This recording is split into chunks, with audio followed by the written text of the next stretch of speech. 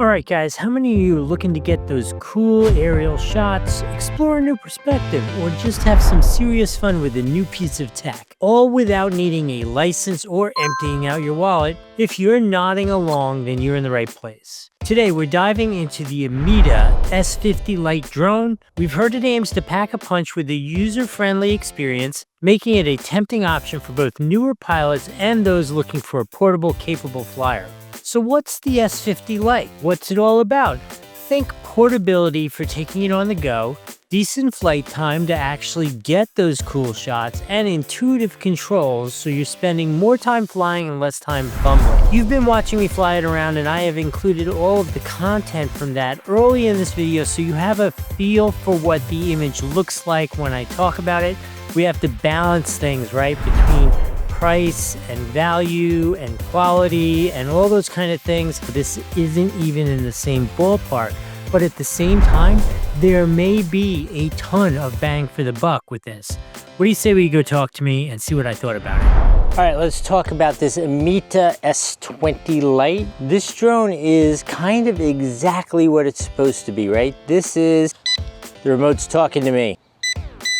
Same thing, a little like the drone, not bristling with technology, not some unique new form or function, but just a good basic remote that works really nicely in conjunction with the good basic drone, which works really nicely. So I chose to fly. You've seen the video and that kind of stuff. In 2.7, there is an option to fly at 4K with 20 frames a second. I'm not a huge fan of that format, so I went with the 2.7 at 30 frames, and I like that a lot. Obviously, this is not super stabilized flight. This is, again, a really great beginner drone. So easy to use. The app is super simple, gives you enough control that you can enjoy it and grow with it, but at the same time, doesn't give you 50,000 options. I will say with the GPS follow, if it stands off like 20 meters, like far off it stands. So you really need a lot of space to use it. And then it is kind of, as typical with these things, a little notchy, right? So it does follow you, but it's not like a smooth thing. But again, balance for the price point and what you're getting, and the versatility really, I think, hits the spot pretty perfectly. I will say the one downside, I believe, for a beginner using this for like the first time, it is a little altitude sensitive, right? So I find when you go forward, it definitely goes up in altitude. When you go back, it goes down in altitude. Not like so much that it crashes, but even for me, like I couldn't fly straight like down my street as an example and just keep the flight level. I always had to be adjusting it up and down a little bit depending upon whether I was going forward or backwards. Again, not a bad thing, not something unusual at this price point, this function, that kind of stuff, but definitely I want to let you know about it so you don't pick it up and you're like, oh, it goes up and down when I fly it. It's going to go up and down a little bit with the pitch of the drone. Again, common sense, not unusual. So if you're looking for a really nice, solid beginner drone, this is a great option for you. One thing I have to say on the super positive side, battery life, ridiculously strong, really nice. You could fly.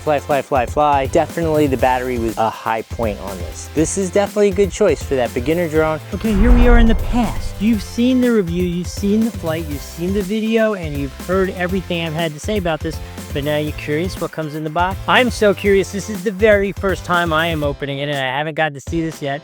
This is from Amida, and this is their new S50 LITE, which is a 4K under 250 gram drone, which could have lots of great potential to it. Look how nice this case is. This is so cool. This is a fabric case. This isn't even a hard case. It's not a fake leather case. It is just a nice travel bag. There's something in here. I'm gonna make you wait for that. See what we have here. This is a 2000 milliamp hour LiPo battery. I believe we're gonna find a second one. Ta-da!